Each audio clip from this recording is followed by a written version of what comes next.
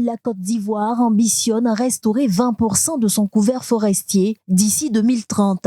À cet effet, les autorités ivoiriennes multiplient les actions. Parmi elles, le projet PRÉ, projet de paiement des réductions d'émissions autour du parc national de Taï. Il est mis en œuvre avec l'appui de la Banque mondiale. Aujourd'hui, ce projet récompense par des paiements fondés sur des résultats, c'est-à-dire leur engagement dans la préservation et la restauration des forêts, contribuant ainsi à la réduction des émissions de gaz à effet de serre. Les communautés villageoises concernées sont de Niato, Blieron et Pimé dans le département de Tabou dans le sud de la Côte d'Ivoire. Chers représentants des communautés, votre décision de constituer de façon volontaire une réserve naturelle de plus de 1000 hectares est un acte de courage, un acte de clairvoyance, mais aussi un acte de patriotisme.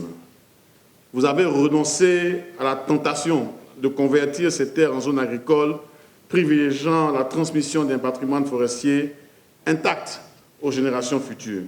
C'est une superficie forestière de 1059,10 hectares conservée volontairement par ces populations qui aujourd'hui bénéficient de 88 850 285 000 francs CFA sur la durée du contrat de paiement.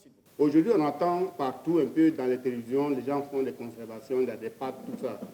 Mais cette forêt qui est au milieu de nous, pourquoi est-ce qu'on ne peut pas avoir l'idée de la conserver?